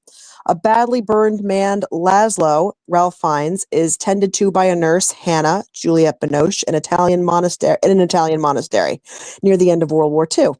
His past is revealed through flashbacks involving a married English woman, Kristen Scott Thomas, and his work mapping the African landscape. Hannah learns to heal her own scars as she helps the dying man. Also, sex in the tub, that doesn't work. I was just going to say I'm not going to go against Elaine Bennis. I'm going to put that at number 1 most boring movie of all time. Most boring movie. That's what I did. We found it. By the way, is there a more boring profession than map maker from back in the what are you drawing more maps? Like is that what you're getting up to do today? Draw more maps? Is that what's happening? Why am I trusting you? Yeah, it's such horseshit. Like, I drew more map lines, everybody. What are we gonna do? I'm gonna go out there and double check your work. I'm not gonna argue with you. Your map. Yeah, fine. If that's what you say it is, fine. If I happen to be going that way and I'm using your map, okay, I'll take a look and see if it pans out the way. But I can't believe that you traveled all these lines and you saw all this. There's no way. They didn't. You know they didn't. Yeah, there's no way. And this tree that you got on this that tree's not there. That fucking tree is not there. I'm with you, Frank. I'm with you. I put it at Now one. Where'd you put it? I got it at 1. All right, there you go. You can't go against Elaine Bennis. No, you can't do it. Uncle B hated it. There you go. Trust in Uncle B, folks. I feel like I'm in good company. Uncle B, Elaine Bennis, Frankie C. I feel for once I feel like I'm in the in crowd. Did it win Best Picture? It did. I think it did. I think it was one of those where it swept everything and everybody hated it. Everybody's like, what the fuck? Yeah. I remember Elaine in the movie theater, just die already. I hate it. And then they shushed her. She's like, you shut up. They had really good movie stuff inside. When she finds out her boyfriend is hurt and she stops for the juju fruits or something. Juju fruit or something. I forget what it was. It was so good. I had this. Do you guys remember back with the Netflix when you got a DVD and you mailed it back and you? Yeah. I seriously was one of the last people to have that. They wrote me a letter. I have a certified letter from Netflix that says Frankie C and Aaron C were the last one. Yes, they really did. They did write us a letter that like, we're canceling it and we don't know why you still have it, but if you still have movies, you can just keep them. Yeah, so they said you can keep whatever movie you got. You can keep the one that you have because don't even mail it back. We were like, great, thanks. We're now the proud owners of Super Mario Brothers. Fucking Mario Brothers. And they were like, by the way, it's 2023. So what's wrong with you guys? They kind of did. They were like, oh, when you started this, how old were you? And, did you have this dream that you would be this? It's like, good God, how passive aggressive Netflix.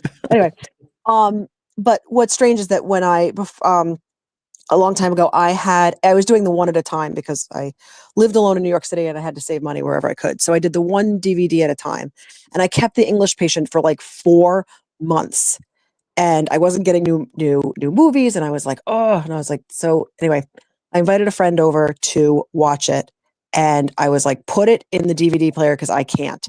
And she dropped it in the envelope and sealed it and handed it to me. It was like, now you can stop bitching about it. Go put it in the mailbox. Oh, that's hilarious. Like, you're a good friend. You're a good friend.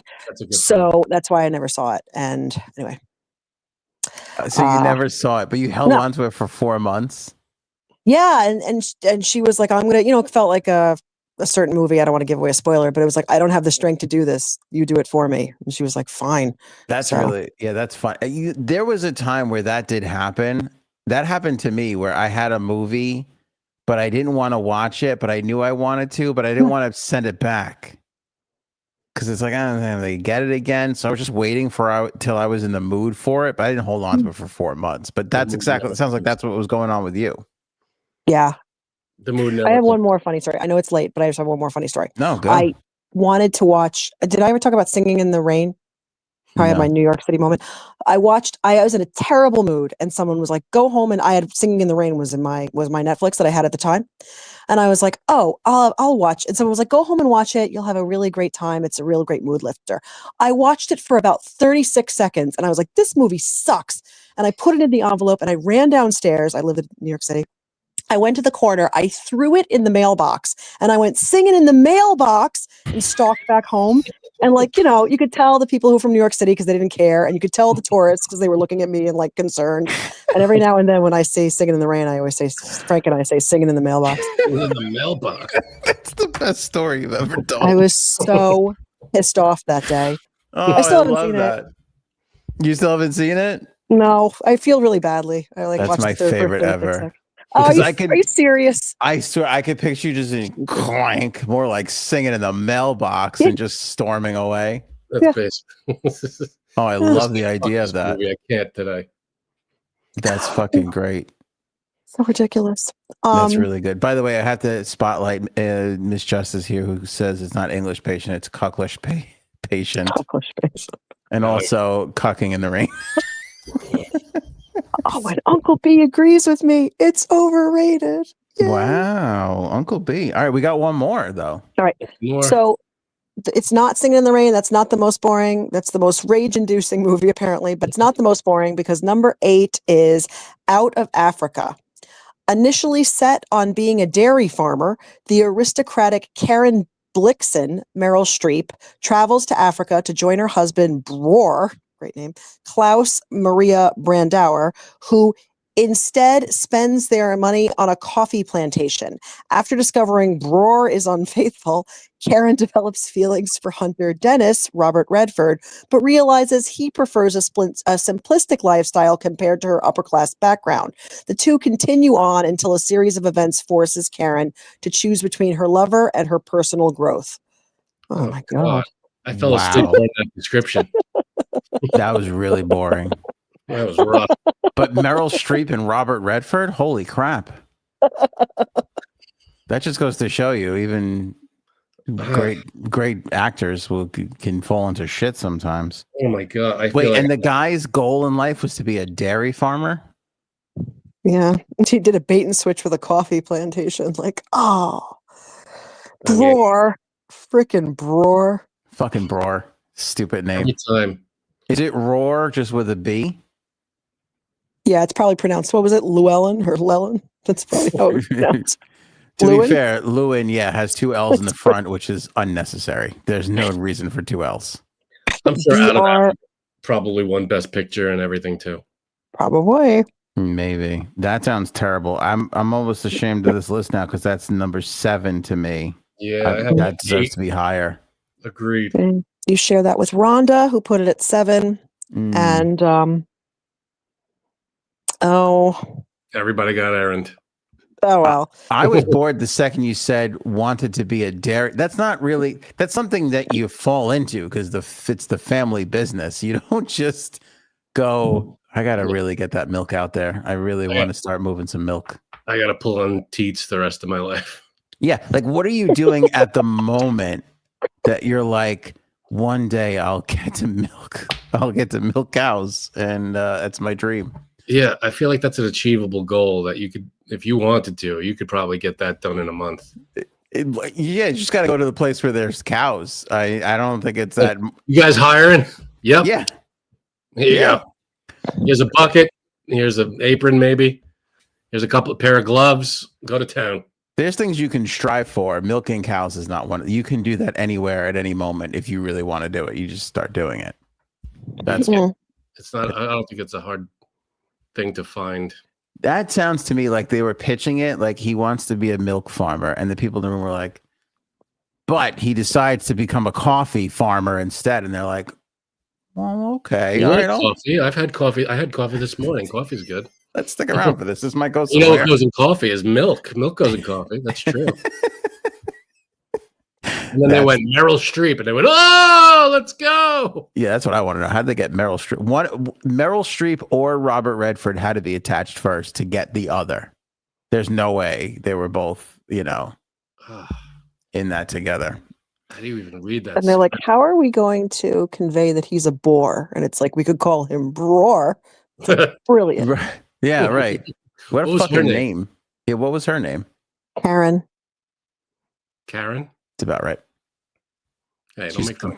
Complains the whole movie. First you wanted to do milk. Now it's coffee. When is it ever going to be enough? Does Africa have to do what? They're in Africa and they leave. Yeah, Africa? what good question. What did Africa have to do with any of this? I don't know. All right. Thanks, guys. Games are back to Friday next week. And thanks for letting me do this on a Monday. And everyone have a wonderful, wonderful week. Aaron, stick around for a second. Really? Because I just figured out how to get out of here. That was so fun. I still have that clip, but we haven't put it out yet. Have you guys seen The Brutalist? No. I'm never going to. Those movies make me sad. Okay. That seems like a rough one. What do you know about that movie that makes you say that? From what I understand, is it like Holocaust-y around that time? It's Holocaust adjacent. Yeah. Yeah. Okay. That's rough. That's not a fun time that I would be like interested in. It's not. You're not in the camps at all, though, which is weird. It's strange. Okay. Yeah. So it's not like what was the one that Spielberg did? Schindler's List. You were making out during Schindler's List? No, it's not like Schindler's List at all. It almost the Holocaust is happening, but you're not seeing it. It has nothing to do with the Holocaust, actually, outside of like, I don't want to spoil it. Okay, are you gonna watch this movie, or like, I want to talk about this movie. You don't have to watch it to see it, but if Erin sounded like she didn't want to see it at all, so I'm not gonna force it. Not on our list. Okay, I don't know if we should talk about this now or come back and revisit it. It might seem like because I don't know if we're catching people off guard with this. Yeah. Okay. All right. We're gonna do it some other time, not this week, but maybe next week. We'll talk about The Brutalist. It'll give everybody a chance to watch it if they want to. I'm not saying you have to. I watched that movie and 3 weeks ago, and I still am. Something's not right, and I haven't really put it all together yet. But I want to talk about it with everybody. Something's not right with the movie. Something's not right with something's not right. I don't know. Yeah, we saw. I'm sorry. Yeah, go ahead. No, I was gonna say we saw one burden after another. I keep thinking about it, And if you want a palate cleanser, and you have Netflix, we just Singing saw in the Rain? the girl. No, singing in the fucking mailbox. We saw the woman in Cabin 10 with Keira Knightley, which is just very forgettable. Like, it's just a palate cleanser. It's fine. You should it's suspenseful. What the hell happened? Oh, that's what happened. That kind of movie. Right. Can I tell you something? I have nothing right now that I can suggest to anybody that I'm like, oh, this is really good. I have nothing. Yeah, there was a movie I was looking forward. I was so looking forward to this movie, and I watched it. And overall, it was a good movie, but there was one major thing wrong with it that I was like, I can't get around. It's a movie, and I like this kind of movie. The effects were great. It's about werewolves. It's called Werewolves, and it just came out like maybe less than a year ago. And the effects were amazing. The werewolves themselves look really good. They're all practical effects. So it's like costumes. And they look really good.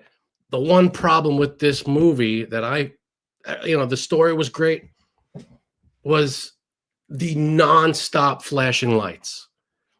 You watch this movie and it's just in your face through the whole movie. Really? Because it's like, not post-apocalyptic, but it's like the town, they have to barricade because there's werewolves and everything. But in every setting, something's broken, this is messed up, so lights are flashing. And it's in your face. Like 95% of the movie is just bang, bang, bang, bang, bang. I don't know.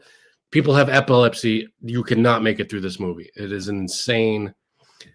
It had so much potential. I was like, the story was cool, and the effects were amazing, and the costumes were awesome. There was like almost, I don't know if it had like zero CGI, but it had almost no CGI. And it was so cool, but I was like, I can't get around. I had to do this for half the movie because really, it's just in your face, it's just blinding. And what was it called? Werewolves? Werewolves. And it just came out like in the past, I want to say this past year, maybe 2025. Maybe. All right, I'm gonna put that at number 4, Frank. I'm gonna cross out Postman. It sounds like nothing I'd want to see. It's a fun, action-packed premise, and werewolves. It's a cool. I like that monster stuff, Dracula, Frankenstein, that kind of stuff. Yeah. And this had potential, but oh my God, you can't. It's so distracting from this whole movie. Every scene. I mean, I get it. The fucking room is messed up, but you don't have to have a flashing, blinking light in every messed up room. It's like the set director was like, "No, we need a flashing light. How are they going to know that the light's broken?" Was there an epilepsy warning in the beginning? No, there was no flashing light warning? Not that I remember, but that I have to say in every movie I've ever seen, this is probably number 1 in flashing lights. If you want a movie that is 95% flat, just nonstop, this is the movie. Werewolves is where it's at. All right, interesting. Okay. Yeah. And there's two movies called Werewolves. There's one, I forget the woman's name, blonde curly hair. She was Silver Surfer in Fantastic Four. There's that movie, which was good, and it didn't have the flashing lights. Then there's another movie called Werewolves, and I feel like they came out around the same time. The one without her in it is, again, everything else was cool, but holy crap, you can't get around. It's so distracting and blinding, and it doesn't stop. Holy flashing lights, Batman. Yeah, it just doesn't stop through the whole movie. I see. I like my werewolves how I like my breakfast tea from London. That's what I've learned over time. Are any of these werewolves? Are they local werewolves or are they werewolves from London? I have to believe they're local. I think it's California. See, that's where you went wrong. See, I'm sorry. I didn't write the script. Warren Zevon didn't write local werewolves. He wrote Werewolves of London because he knew where it was at. That's true. That's a good point. Thank you. Rhonda wants to know what I thought was weird about The Brutalist. Uncle B wants to discuss The Brutalist. Come back. We'll do it next week. I promise you it'll be in the rundown. The Brutalist discussion. It will be it'll be one that you shouldn't miss. I promise you that. It'll be great. All right, Erin C, brilliant as always. A to Z, Erin C. I'm calling her from now on because she just crushed that. Oh, Erin Z. A to Z, Erin C. Nice. Yeah. Pick up Oval, everybody. Written by Erin C. Anthony's holding up a copy there. I believe link in the description below. Also, thank you to someone put it in the Robin put it in the chat. Link in the description, link in the chat. Pick up this book on Amazon. It's available right now. You can download a digital copy or purchase a hard copy that Anthony is holding out. Just like that one. Purchase it today. It's a wonderful book. Highly recommend. Written by Erin C. herself. I'll pick it up today. From the author of all these great games comes Oval. Don't sleep on it, folks. Get it right now. Link in the description below. We also have the link for JSABS and the amazing Star Legacy Foundation. Donate to that if you can. That's always appreciated. Yeah, Oval the movie is going to be fucking epic. Uncle B is going to have first dibs at the premiere. Oh, yeah. I'll tell you that right now. We're out. See ya. Show me potato salad. Maybe we should go now. Go ahead.